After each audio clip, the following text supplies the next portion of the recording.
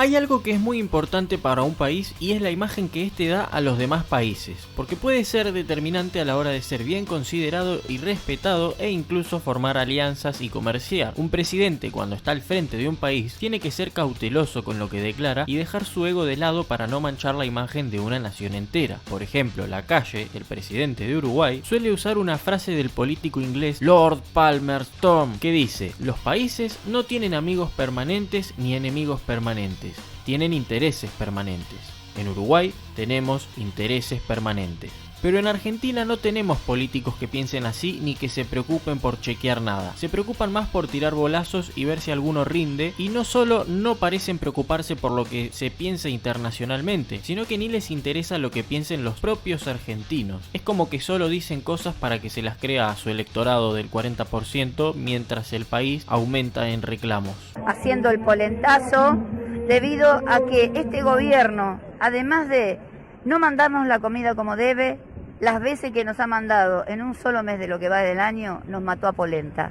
Entonces le preguntamos a los funcionarios si con polenta se vive. Pero repasemos algunas de las mentiras y metidas de pata internacionales que ha hecho nuestro gobierno actual. Cuando en marzo del 2020 Argentina estableció una estricta cuarentena al tener unos pocos casos, desde el gobierno intentaron vender que el mundo entero hablaba del modelo argentino. Pero al final de lo que hablaba el mundo era de cómo Argentina arruinó la cuarentena cerrando los bancos por semanas para después abrirlos al mismo tiempo y mandar a un montón de gente desesperada por conseguir algo de dinero el mismo día. Filas de jubilados, que son los de mayor riesgo, junto a filas de jóvenes, que son los que más contagian. Muy larreta todo. Luego, cuando la cuarentena tan extensa e inútil ya no estaba cayendo bien a nadie, el gobierno buscaba todo el tiempo compararse con otros países, prácticamente insultándolos, cuando por ejemplo sugirieron que lo que había hecho Suecia era un desastre total. Finalmente, desde el gobierno de Suecia, de manera educada, simplemente dijeron: pasará el tiempo y veremos qué modelo fue mejor. Y claramente parece que fue el modelo sueco, con menos casos, menos muertes y 10 puntos de PBI de diferencia de crisis económica. Aunque si comparamos los casos en proporción poblacional, vemos que están más o menos igual. A eso calificó de terrible modelo el señor Alberto Fernández. Pero el gobierno seguía insultando los resultados de otros países para ver si así convencían a alguien a costa de arruinar credibilidad internacional. Fue así que salieron a decir: ah, pero Chile tiene más casos y muertes y caos, y bueno, el gobierno chileno desmintió con datos, demostrando que tenían menos muertes que Argentina y tenían más casos, pero porque testeaban 6 veces más. Otros países también salieron a desmentir datos del estilo. Otro caso memorable fue cuando Alberto Fernández comenzó una conferencia diciendo: ah, pero Estados Unidos no solo tiene muchísimos casos, sino que una gran recesión económica y aumento del desempleo. Permítanme decirle que hoy he conocido que el Departamento de Estado de los Estados Unidos reportó un aumento del desempleo del 10%, es decir, de 10 puntos en verdad, fue del 4,4 al 14,7, que estiman que en abril la pérdida de empleos acumularán 20 millones y medio de nuevos desempleados. Como verán, el señor Fernández se informó muchísimo sobre la economía de Estados Unidos, pero luego en esa misma conferencia donde Fernández comenzó hablando de la economía de otro país, un periodista, creo que francés, le preguntó por la economía de Argentina, su propio país. Y Alberto Fernández... Hola, señor presidente. Patrick Gillespie con la agencia Bloomberg. Quisiera preguntarle, el gobierno entre abril y junio va a inyectar 1,7 billones de pesos en la economía para aliviar el impacto económico de la pandemia, pero sin tener acceso al crédito, ¿de dónde se puede conseguir tanto dinero y cómo se puede evitar una gran suba de la inflación? Yo la verdad es que tanto he discutido que me planteé en el tema económico en el medio de esta discusión, porque la realidad es que hemos hecho un enorme esfuerzo con el ministro Guzmán para poder manejar esta situación, que no es muy distinta a la que vive todo el mundo.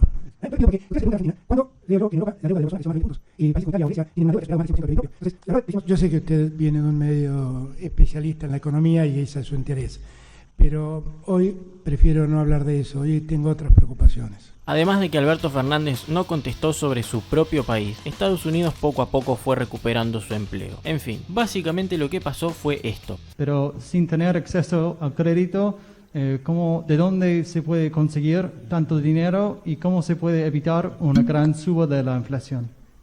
Hasta la próxima. Kicillof, intentando buscar algún cómplice por el mundo, dijo: pero Barcelona tiene una cuarentena estricta. Y bueno, el tema es que desde la propia embajada española en Argentina le dijeron que no tenían ninguna cuarentena. Volviendo a Fernández, esta vez tuvo un descuido bien intencionado tal vez, pero descuido al fin, y eso en el mundo de la política puede ser letal. Fernández dijo que Uruguay le había pedido ayuda para conseguir la vacuna rusa y que él se ofreció a contactarlos. Esto fue aprovechado por la oposición uruguaya para recriminarle a la calle el estar mendigando vacunas, mientras que Uruguay no tenía ninguna. Pero desde el gobierno uruguayo salieron a aclarar que ellos no pidieron ayuda y que Alberto Fernández, por ser buena gente, le había pasado el contacto de un ruso a cargo de las vacunas a un canciller uruguayo por si querían establecer contacto. Como verán, mientras Fernández hizo quedar a los uruguayos como unos mendigos, el gobierno uruguayo salió a desmentir eso, pero haciendo quedar bien a Fernández. Hoy podemos decir que mientras Fernández hace cadena nacional contando que en el mundo no hay vacunas suficientes, Uruguay no solo tiene más porcentaje de vacunados,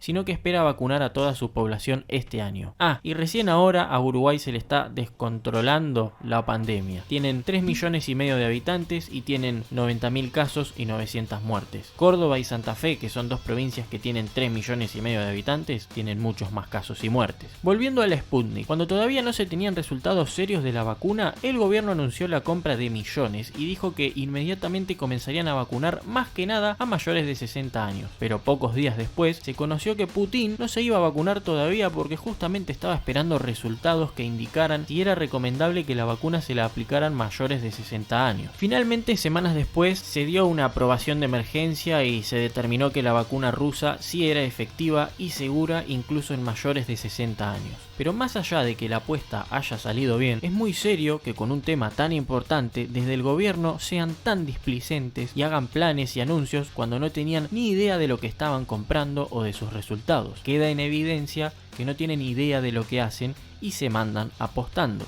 Y Putin recién se vacunó hace poquitos días. ¿Por qué esperó tanto? ¡Raro! Saliendo un poco del mundo COVID y vacunas, cuando el gobierno argentino estableció el internet como servicio público y con esa excusa se puso a regular los precios, se escudaron diciendo que estas cosas las hacían hasta en Finlandia. Pero el gobierno finlandés también desmintió eso y aclaró que si bien el internet sí es un servicio esencial, ellos no regulan ni establecen tarifas de internet o televisión. Y por último tenemos a Felipe Solá como protagonista, nuestro ministro de Relaciones Exteriores que no sabe hablar inglés. Pero bueno, seguro aunque no sabe hablar inglés es muy bueno en sus demás tareas, ¿no? Bueno, el tipo ni siquiera es capaz de saber dónde tiene que ir. Cuando Biden asumió en Estados Unidos como presidente, tuvo una reunión virtual con el presidente Fernández y miembros del gabinete argentino. Obviamente Felipe Solá tenía que estar ahí, pero el tipo confundió direcciones o no sé qué y no fue ni se puso al tanto de lo que allí se habló. Gran ministro de Relaciones Exteriores. El tema es que a los pocos minutos salió a dar una entrevista y le preguntaron qué temas se hablaron en esa charla. Y Felipe Solá se inventó que Alberto Fernández le pidió a Biden que lo ayudara con las negociaciones con el FMI y que básicamente le sugirió echar al director estadounidense del FMI. Todas cosas que no pasaron en esa charla, pero estas estúpidas declaraciones se replicaron a nivel nacional e internacional hasta que llegaron a los oídos del director estadounidense del FMI y que obviamente se tomó esto como un ataque y se armó toda una polémica diplomática que obviamente es lo que menos necesita tener la endeudada Argentina con el FMI. Además, Biden no tiene el poder suficiente para nombrar o desnombrar a gusto al director estadounidense del FMI. Así que lo de Felipe Solá, ministro de Relaciones Exteriores, nos demuestra una vez más que los ministerios no sirven para nada. Y estos fueron algunos de los desastres diplomáticos que lleva este gobierno en poco más de un año. Espero que este video te haya gustado y muchas gracias por verlo.